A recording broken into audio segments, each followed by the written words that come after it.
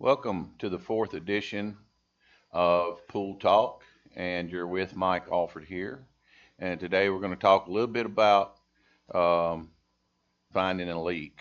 So we've gone through opening the pool, and so we're going to go through process elimination. Okay, so if you were losing water at the end of the season and you didn't know where it was going or suspected that you lost water or was losing water, you will probably notice that your pool level has dropped, or maybe even added water under the cover.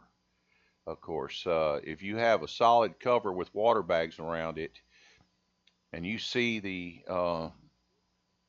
cover falling in the pool or pulling the bags, you might want to add water under the cover and raise that level back up. But when we used covers and we cover a pool that has water bags around it, I always like to have a thin layer of water laid across the cover to keep it from flopping. And I'd always tell homeowners to wait until you have to pump water off the cover. It represents the same thing that's in your pool. The level of the water that's on the cover is where the level, when it's completely across your pool, is what your water level is. Whether just say lower, if you took the cover off, there's nothing but the membrane between them. So a lot of times, you can pump your cover off, but I would recommend leaving water displaced all the way across it until you have to pump the cover off for a bag cover pool. The reason is that if your cover gets a hole in it, or a war spot, or a limb, or a piece of debris punches a hole in it, you'll wind up siphoning the water out of your pool as you drain the cover too.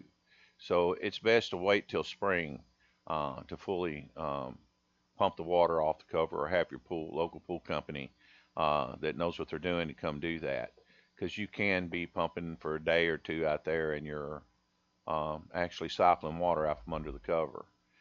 Um, but what you want to do is keep a note of where your water level is through the winter, or when the cover is removed uh, before pumping, if you can tell. But when the cover is removed, if you had a safety cover and it was a solid cover, which is one way to really catch if there's a problem with your, say, light, if you have a light.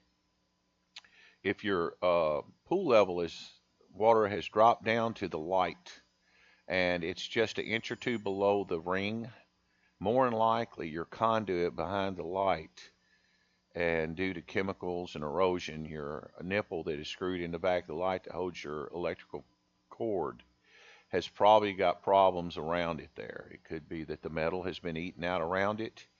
The maladapter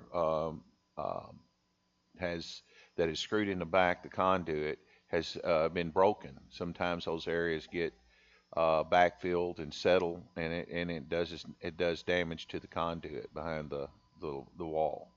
So you want to pay attention to where the water level's at there, so that maybe you might want to look at that before you fill your pool up. You just take the one screw out of the top of the light, it pulls back, you look in under it, you look at your ground lug, and you look at the male adapter that's screwed in, and make sure that it's all intact. Uh, that has happened a lot of times over the years in my business, where I've had to repair lights that were damaged due to uh, people not taking care of the pH in the pool.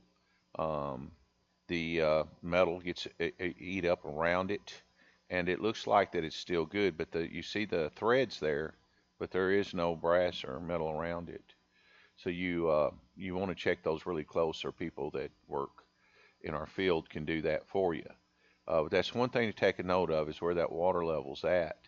Um, Now, if your pool, when you start it up, after you have had it winterized, and you didn't recognize that you had a water problem before you closed and everything was fine, and you start losing water when you start your pool up, a lot of times, people will think that maybe, hey, my pool didn't have a leak in it, now it's leaking, and the company that did it uh, winterized your pool. You want to question them about it. Uh, when you winterize a pool, you make sure that you winterize it correctly and that all the lines are drained and you plugged them off. But if you start your pool up and it's running and you're losing, quite a bit of water, you're just losing a lot of water. The first thing that you do is you look at your backwash line to make sure that the spider gasket in your multi-port valve and your filter has not got twisted in there and is causing water to bypass and go out the backwash. It could be just a little tiny stream of water. Um, that's an easy fix. You just get a new gasket that goes in the multi-port valve and change it out. Um, Worst case scenario is that you have a busted pipe because there may have been a bad winter. The pipes got frozen under the deck right there at that elbow going into the return line. So that is a place where I've found many problems with people that didn't winterize their pool properly, and being in the backfill area over years, that area can settle and expose that elbow, that 90-degree going from the footer up to your return line in your pool. That elbow right there, if it has got water in it, it can freeze and bust through the winter. And if it does, you will lose water when you're running the pool and filtering. Okay, so say it's got a crack in it if it ain't severed and fell apart. If you cut it off and you just let it set 10 or 12 hours, there may be very little water loss, and you don't notice. You're like, well, it's losing water sometimes, sometimes it ain't. Usually, if it's on, it's running. You got pressure on your return lines, which opens up the crack and it allows the water to be lost behind the panel. So that's one thing that you look when you first start up a pool. If you did not winterize it properly, there's a possibility that there could be a busted pipe behind the wall, and that's one thing that you don't want. But through pressure testing, um, you can find it. You know, a professional like myself, there's leak detecting equipment out there that I used, but I've been in the business long enough that I'm able to locate those areas by pressure testing the lines, locating the area that they're in. Um, if you had a skimmer or a main drain pipe that was coming up through there, um, those pipes tend to suck air, so you're just going to have air. You're not going to be able to prime your pump up on one or the other, or whichever one is damaged. You might be able to start up on main drain, you might not, or you might be able to start up on skimmer, and it'd be okay. But if you're sucking a lot of air and you're losing your prime, there's probably a pipe that needs to be fixed. So you don't lose water there. You lose the water through the pressure side, which is the return. And so if there is a busted pipe on the return, you lose lots of water.